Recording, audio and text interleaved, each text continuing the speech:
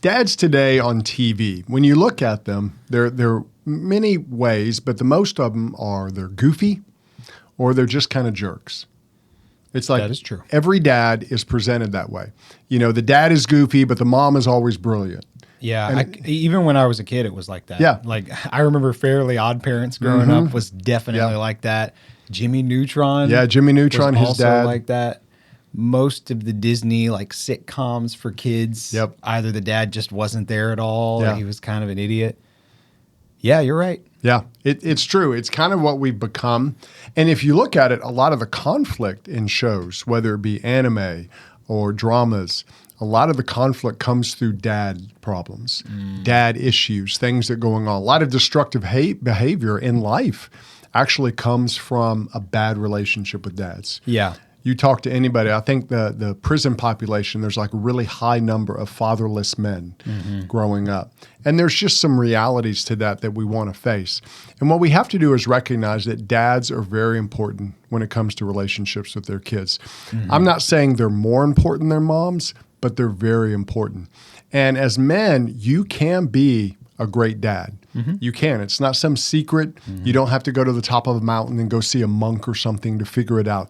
You can be a great dad to where your kids don't have to go to counseling. And we're going to help you see how to do it on today's show.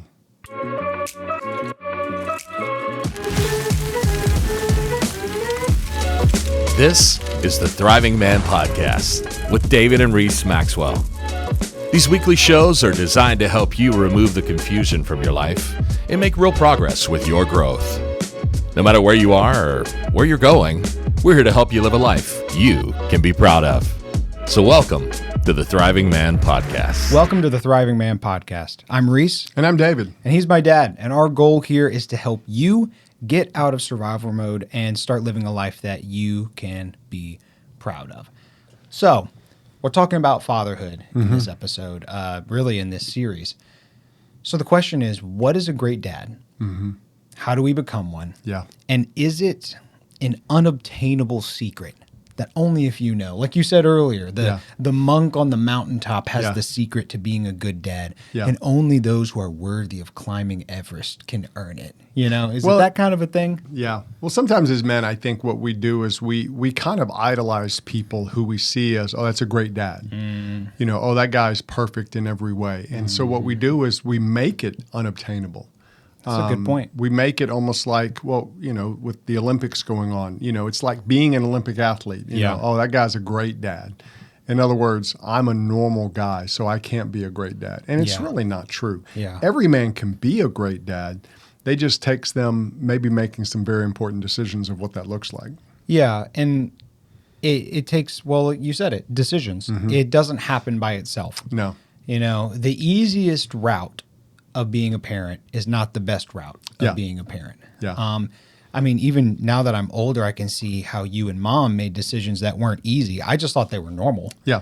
But you made decisions that were countercultural that benefited me. And so anyone can make those decisions. It just takes one, awareness that those are the kind of decisions you need to make. Yeah. And two, a willingness to be consistent in it. And so really, I think that's what this series is about, is helping these guys get aware of the decisions that lie before them. Yeah. The principles to good fatherhood. Yeah. And that's a comfort to me, is a great dad does not look like one thing. Yeah.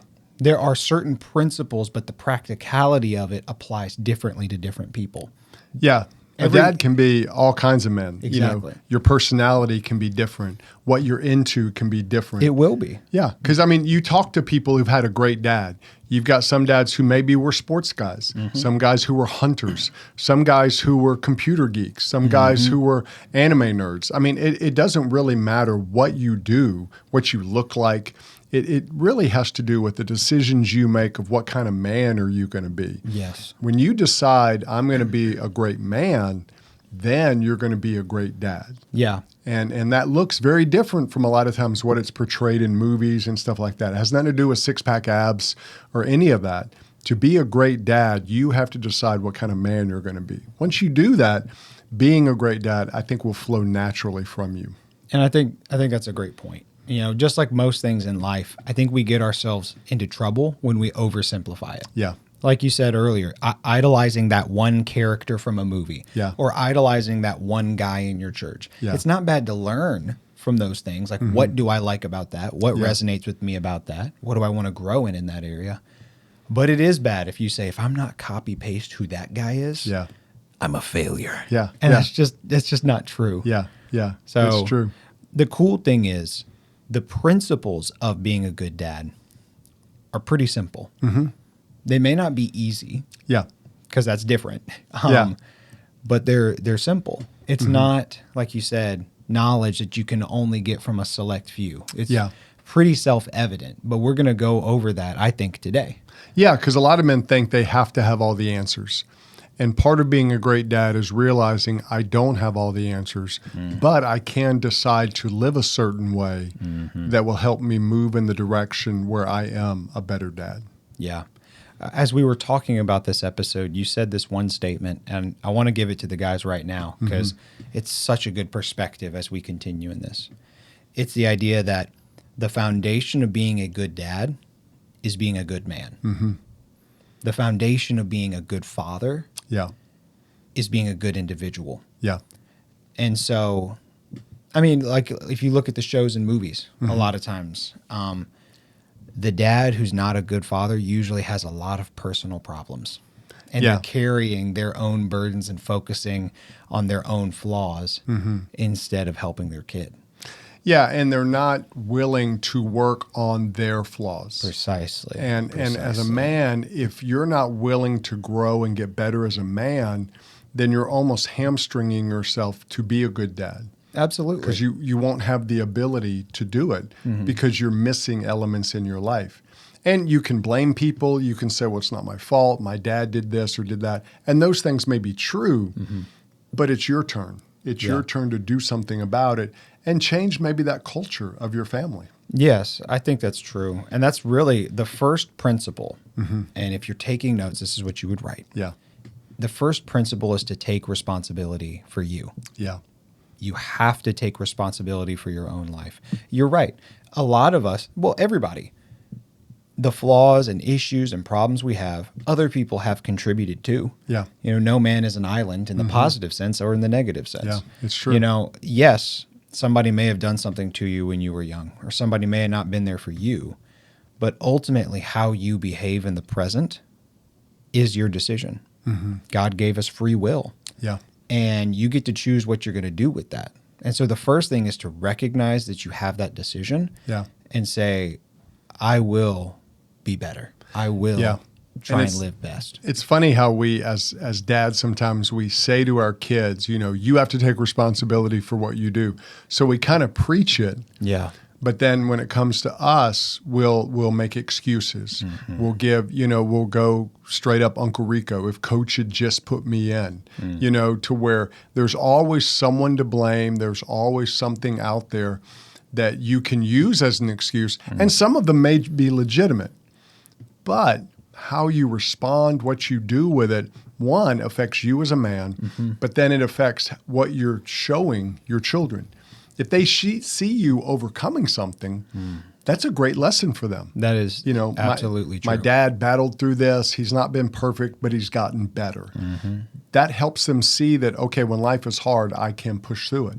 But if they see you saying one thing to them about taking responsibility, but then always giving an excuse, then what you're doing is you're showing them, now when you get older, you can just make excuses. So that's what they'll do. Yeah. There's I don't remember what wise leadership guru said this, but he basically said that your behaviors will affect your kids because behaviors are something that are caught, not taught. Yep. If I tell you one thing and then I do another thing, you're not going to listen to what I say. You'll listen to how I behave. Yeah. What you do always speaks louder than what you say.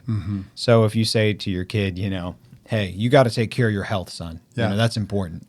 And then you crack open 6 cold ones every night and never, ever take an unnecessary step your entire life. Yeah. Well, your kid's going to see, it doesn't really matter that much. I mean, he says it does, but clearly it doesn't, or else he would be making decisions himself. So so much of this comes from how we behave, which is why we have to begin to work on our own selves, our own growth. That helps set an example for our kids. Yeah, and I think that's the key. Is sometimes it's easy to take the escape route of the blame thing. Or I've got a job where, I'm working 10, 12 hours a day. I've got this, I've got that. Everybody has those. Everybody has jobs. And you say, well, my job is hard. Well, a lot of people's jobs are hard. Mm-hmm. Or people made the decision of what type of job they want to take so they would have more time. Exactly. But I've seen guys who work offshore where they're gone 2 weeks at a time and home for 2 weeks. Well, they prioritize that 2 weeks to where they're still a parent to their children. Mm-hmm. It's not easy. It's hard, but they do it because they've made the decision, I don't want this to ruin my family. So that's the key, is you have to make that decision and prioritize what you're going to do and not just make an excuse. Well, I'm gone for 2 weeks, so there's nothing I can do. Yeah. You can still do something. It's taking responsibility through it. Mm-hmm. I think, like we just said, choosing growth is going to be one of the big things. Yeah. And though people can help teach you the principles of growth, they can't make it happen for you. Yeah. Like I can teach you how to work out. I can't make you work out. That's your decision. Growth is the same way. But then second, like you said, priorities. Yeah. One of the best decisions that you can make is to sit down, pray, reflect, and think, what are the key priorities in my life? Yeah. And you list out what's in your life and you just start making a list and then all the way down. Because if you're making a list and then your priorities on that sheet is completely different than how you behave in the everyday, we know we've got to make some changes or maintain if you are doing it well. Yeah. Because, it's easy to take the easy route, but the easy route's never the best one. Yeah. And when you take responsibility, it helps you gain more self-confidence. And that's something you can put into your children. Absolutely. You're showing them how to do what you're asking them to do. And it's that whole thing of, I'm not asking you to do something I'm not willing to do myself, which is a hallmark of leadership. And I'm not asking you to be perfect because I'm not perfect. Exactly. And I'm still working on me. Yeah.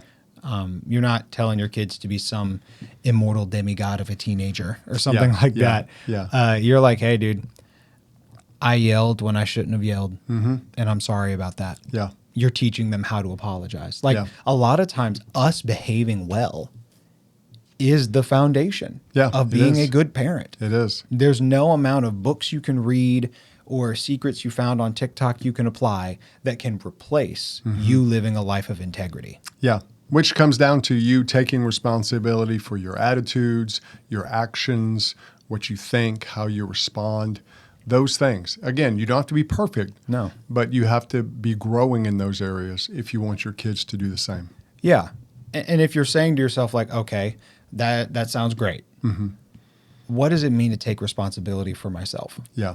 Do I need to look in the mirror and just contemplate my failures and flaws and then start working on each of them? Or do I need to be like those people that I hear on YouTube that are just like testosterone guys that just yell at themselves and like, get up, go do it. Who was it? Shia LaBeouf. Where he had just do it. Just do it. Yeah. Is that what I need to do to myself every morning? Yeah. No, we're going to give you 4 big buckets of what it means to take responsibility for your own life. If you can get these core 4 good, you're going to be way ahead. Yeah. On living a life of integrity and being a good dad. Because if you can do these 4, you're going to really show your kids how to live. Yeah, you will.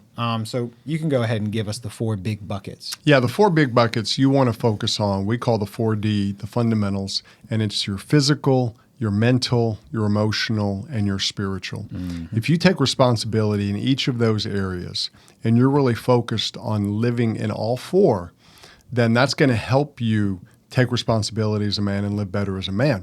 Whereas if you take one of those and you don't focus on it, like if you focus on everything but your physical, well, your physical eventually is going to hurt you.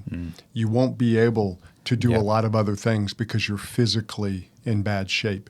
And so it's kind of like your four tires in the car. We talk about it all the time. If one tire is going bad, eventually it will cause all the others to go bad. So if you're not concentrating on your spiritual life or your mental life, it's going to eventually hurt the other areas. And so that's where you want to take responsibility in it and focus on the four areas. And as you do that, you'll see growth. Now, there may be seasons to where this season you're focusing more on your physical. And that's good to have focus. It is. And that discipline that you apply to it will actually help you in all the other areas. Yeah. And just for those who, maybe this is your first time hearing about this, I'm going to give you just kind of a one-sentence description of each. Spiritually, it's your relationship with God and living according to his commands. So how you relate to him and how you live out the truth of what Jesus did for us, that's the foundation of it all. Because if we are the God of our own life, we're going to mess ourselves up really quick. Yeah. And then the Lord shows us how to succeed in the other areas. Emotional, that really boils down to your relationships. Yeah. If you are emotionally healthy, you can relate to your wife and your kids well. You know, the classic stuff of communicating, being aware of what you really think and feel. Yeah. A lot of that comes into emotional health. Mental health is just what you would think. It's how you think. How you think defines how you behave so much of your life. So if you've got bad thought patterns, we need to shift those. Or if you have decent ones that you want to make better, that's good. Like joy. Joy is a choice. Joy is not some emotion that hits you randomly. And a lot of guys don't know how to intentionally feed that. That would go under the category of mental health. And then your physical. Just like you would think, it's not just being skinny, it's being able to thrive in your everyday life. Yeah. If you need to move something in your garage, you Yeah. should be able to do that. If you're playing with your kids, and they're running around being crazy, you should be able to run around and be crazy with them and not destroy your back. Being able to be athletic enough to go through everyday life thriving. That's the point. So those are the four categories and a little description of each one. Yeah, and what we want to do with those is say, okay, I'm going to work on these. What a lot of men do is they get into this mode, I call it the martyr syndrome, where they're, I'm working long hours, I'm doing this, I'm sacrificing for my family. And we all do that. And there's nothing wrong with that. The problem is we use that as an excuse to not focus on those areas. That's so true. Well, I'm making the money for the family. I'm working hard. And that's good. But you still have to be responsible for your own spiritual health, your own mental, your emotional, your physical health. No one else is going to do that for you. Right. And you still have to do it. So you don't want to be a martyr because martyrs die. And you don't want to die for your family. What you want to do is thrive, be your very best, so then they can see that example and try to do that same thing themselves. You're right. Because the martyr syndrome is really self-deception. It is. Because what you're doing is you're using the difficulty of your life to be an excuse to not make it better. Yep. I'm going to die to keep the status quo, survival mode, rather than doing the hard work of changing to make things improve. Yeah. And we don't want you to get stuck there. A very large portion of men are in that place. Yeah. Where they're just trying to make it to the weekend. Yeah. And that's it. And we don't want to use our jobs or the difficulty and craziness of life. We want to shift from defense to offense. Yeah, That's exactly. the goal. And so we don't let martyr syndrome hold you back. Let's drop that, recognize it as an excuse, and move forward. Let's go to offense. And even if you're not that great at something, like men hear the thing about emotional growth and they're like, what does that look like? Well, it doesn't mean you have to be an overly emotional man. What it means is you're a man who understands his own thoughts and feelings. I'm not saying you write poetry or cry. What I'm saying is you can say how you really feel and you can connect with someone on an emotional level. Why is that important? Well, that's how you relate to your wife. The number one way men and women relate is emotionally. You say, wait, I thought men are physical. We are, but women are emotional. So when we relate to them emotionally, they will relate to us physically. It's just how it works. That's how God designed it. And your children are the same way. As they become teenagers, if you really want to connect with your kids, you have to be emotionally smart or you won't be able to connect with them. And what a lot of guys do is say, well, I got crazy teenagers. I can't understand them. Well, it's a lot of times because you're not willing to do the work. to grow yourself to where you can connect with them.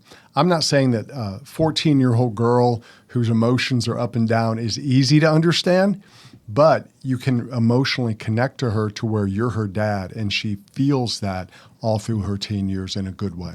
Yeah. And don't fall into the category of thinking it's either or. Yeah. Either I work on me or I help my family. Yeah. We have to shift our mentality here because that's a flawed way of thinking. You working on you in these core 4 areas is going to benefit your family. It will. It's going to benefit your family in ways that you can't even see right now. We're not saying, oh, well, you got to work on your mental health, so go golf every Saturday instead of being with your family. Yeah. That's not what we mean. We mean like improving and working on yourself in order to benefit your family. Think of growth as like you're driving uphill. If your foot is not on the gas, you don't just stay stagnant.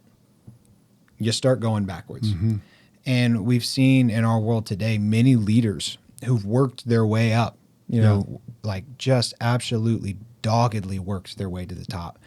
And then they fall off the pedestal because they get so focused on where they're at that they're not pushing on the gas anymore. And then they fall backwards and crash. Yeah. And we don't want that to be your life.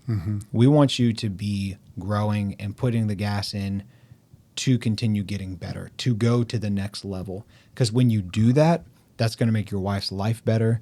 That's going to make your kids' lives better. Yeah. It's going to benefit everyone in your world. Yeah. And as we come toward the end of the show, what we want to do is make sure that you understand that failure isn't final in this situation. Maybe you've blown it in the past. Yeah. Maybe you've done something and maybe you've blown up your marriage, or you don't have a great relationship with your kids, and maybe it is your fault. Maybe you just weren't there. Well, you can always start to change. Exactly. You know, Moses didn't become Moses till he was 80. God called him at 80 to do what he did. In your life, if you're still here, you still have a shot to do something to connect with people, to grow yourself. You know, even if you've, gone through divorce, affairs, or whatever, and maybe you haven't been great. Well, just acknowledging that can begin that road to really reconnecting with your family. So we don't want you to feel bad in this. We want you to decide from today forward, I will begin to grow. Yeah. Because a lot of times as men, we have great intentions, but what we need is intentionality. Those are two very different things. You know, we say, oh, I mean to do that. And I can do that. I don't know about you, but I do that all the time. Oh, I mean to do that. But then I don't do it. Then I beat myself up over it. Where intentionality is you actually start to do it. And you want to have the attitude that I'm going to begin doing something. Yeah. Even if you've blown it in the past, I can start doing something today. No, I think you're right. And I think we can recognize that in our own personal growth and in being a good father or a good husband, it's much more a matter of direction than it is a matter of your location. Yeah. You can be a dad who's in a great place with your kids, but with how you're living right now, it's going in a bad direction because you never spend time with them. But the reverse is also true. You can be in a spot with your kids that you could, you never wanted to be, but this is where you're at. But if you shift directions, you can begin building trust again. Yeah. You can begin improving those relationships. You can begin working on yourself. Yeah. And it's much more a matter of direction than your location. And you got to remember that. Because if you're thinking it's some far off rainbow where everything's going to be perfect, it's not. It's the daily grind of it. Yeah, and that's where with the intentionality is you have an idea of I'm going to show up. I'm going to keep showing up. And it doesn't mean you're going to be perfect. You're going to try things. Some will work, some won't. But that's like anything. Oh, yeah. I mean, if you learn an instrument, you're going to sound terrible at first. But then eventually you'll probably get pretty good at it. And that's with anything. So why not apply that to life and just keep showing up day after day? You don't want to just say, I can't. Because when you say I can't, what you're saying is I'm not going to even try. And that's when you fail as a man. Yeah. But as a man, you want to get up and keep going because you're worth it and your family's worth it. You want to fight for your family. Yep. And I think the intentionality of showing up and saying, hey, I'm going to keep doing it, that's the key. And they notice that. And I think you'll notice that yourself in your attitude and how you live. Yeah, you're right. And like you said at the beginning of this whole thing, I think it's so profound. Being a great dad takes us committing to be great men. That's the core. If you don't have that, it's literally like a foundation. Yeah. You can build everything else up, but if you don't have that, it all falls apart. Yeah. Think of the dad that's got a great relationship with his kids, but he has an affair. Yeah. And it breaks the family apart. Well, maybe he did a great job relating to those kids, but he hadn't done the personal work Yep. to be able to have a long-term healthy life in marriage. And that will therefore go in effect. Yeah. But the opposite's also true. If you work on yourself, if you continue to grow as an individual, your kids and your spouse will see that. And that makes a difference. And no matter where you're at, it will make a difference. And so working on you is the key. If you don't grow, you can't help your family. So let's not try and wait for perfection to somehow fall on us. Yeah. And let's start making those kind of contributions today. Yeah. And the thing is, in that, is understand you want to give yourself some grace, and you may need help. You may need help. You may need to get some coaching from somebody. That's why we do what we do, and there's lots of options out there for you. The thing is you don't want to do is just sit back and go, I don't even know where to start. Just start somewhere. Pick one of the core four and start there. Maybe it's your physical. Maybe it's your mental, emotional, spiritual. Pick one. Start working on that, and you'll see some positive change in every area of your life. Yeah. So start that today, and we'll see you in the next episode. Thanks for listening to the Thriving Man Podcast. If you want to check out more resources from David and Reese, you can go to thrivingman.com. We'll see you in the next episode.